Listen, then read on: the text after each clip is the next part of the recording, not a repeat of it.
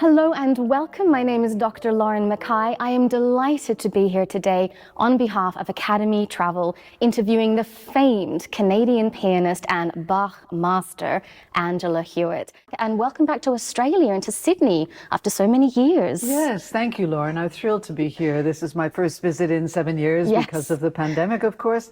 And it just feels so much like home, and to see so many friends and make new ones and play for these wonderful audiences in these wonderful halls. It's terrific. Now, I want to talk about the Trasimeno Festival.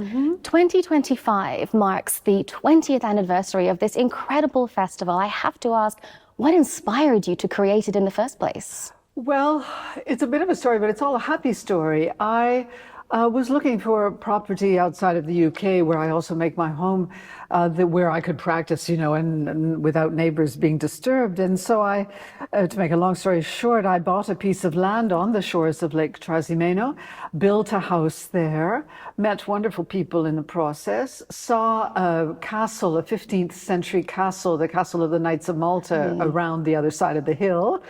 Walked into their courtyard and just, was blown away by the look of it, the magic of the place, the acoustics. Machiavelli mentions it in The Prince, talking about the plot against the Borgias in 1502. So it was just the perfect place for a festival. And so then with the help of local people, I managed to put that together. And we had our first one in 2005. And we've only had to stop for 2020 because of COVID, of course. So yes, we've reached 20 years, which is amazing. But what it's really done is brought people together from all over the world, musicians and music lovers. And I can share the beauties of Umbria with them. Now, this year's program not only featured fantastic performances, but also a sort of in conversazione style event with the brilliant historian Simon Sharma. Yeah. So I have to ask, how do you go about creating not only the program, but also picking the repertoire?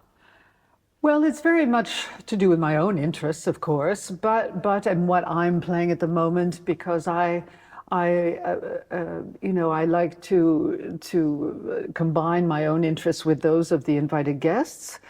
Sir Simon Sharma, I had simply seen on social media that he was holidaying in Umbria. I'm a huge admirer of his work and his TV programs for the BBC. Yes.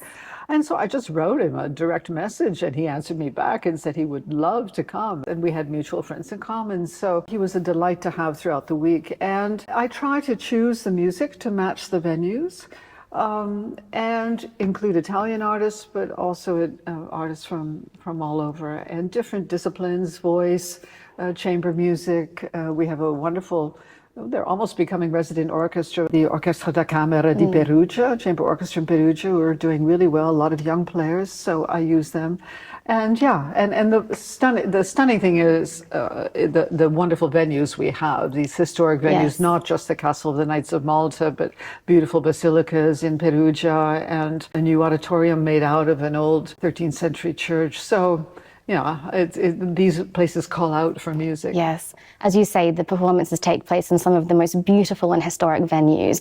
So how important is that relationship between music and landscape and the intimacy of these historic venues? How does that really play into the magic of the overall performances? It does a lot. And for instance, in the Castle of the Knights of Malta, we're limited to 200 seats. So, everybody has a good seat, and there is this intimate feeling. This year we had, for instance, Jordi Savall come, who played in this 15th century courtyard music from the 14th and 15th century, just him and the trio of, his wonderful percussionist and the guy who plays the thing that looks like a zither, whatever it's called. So to hear that music in a venue like that with very atmospheric lighting and the breeze blowing, and we served drinks, and it was really lovely. And I really, really think of how to match the venue with the program. If an artist suggests something that I think doesn't fit the place, then I'll try to get that changed. And Okay. Yeah.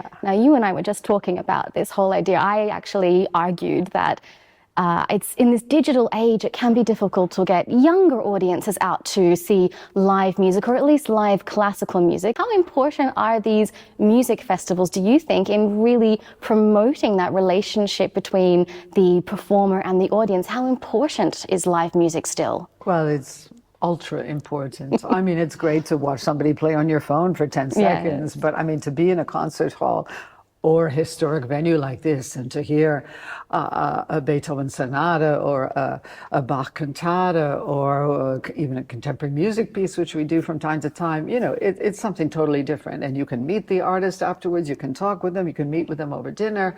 You know, it's a totally different experience. Now, we do have some young people come from the conservatory in Perugia. Some of the students come. I have one, especially a volunteer, he helps us, a 15-year-old Italian who speaks perfect English because his grandmother was from Brooklyn or something. But he came to a master class, because sometimes I give a master class in August affiliated with the festival. With 10 young pianists from around the world. He came every day to listen to the kids play, and he joined in, and then he said, I want to volunteer and help the festival. And the people who come from all over the world, they all say to me, oh, that young Matteo was so great, you know. So yeah, as much as I can, I try to bring in the young people. It's a struggle everywhere, except for in countries like, you know, I was just in Kuala Lumpur, and the whole audience is young, you know. That's right. But we must keep trying. It's very important. Yeah. So next year, can you give us a cheeky insight into what the program might look like for the 20th anniversary of Trasimeno? Sure. Well, I know that I will start, the opening concert on the 26th of June will be in the splendid Basilica of San Pietro in Perugia, an acoustic that Herbert von Karajan loved. It's really special. And I'll begin with a performance of Bach's Goldberg Variations. Next year, I'm celebrating half a century of playing that piece. I was very young when I first played it. And we'll have a gala dinner before. And our special guest, I've just heard, will be Ian McEwan, the British author. Oh, lovely. And he's been before, but Ian and I will do several things, but I think we will do a program that we presented in Vienna where Ian talks about the voyage Bach took on foot to Lübeck, and I play music that goes in with that. So that will be very special.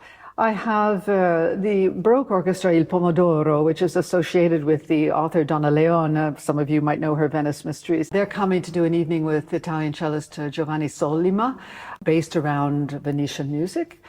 And I will have some young pianists, notably Carter Johnson from Canada. We'll be doing the Bach double concerto together, and the orchestra from Perugia. I'll be doing a Mozart concerto. I have the Italian soprano Adriana Venditelli coming to sing that beautiful concert aria by Mozart, Ch'io mi scordi di te. Oh, lovely. And so, yeah, and then more chamber music, which I'm working on at the moment. Yeah. It sounds like a perfect way to mark such a milestone for the festival.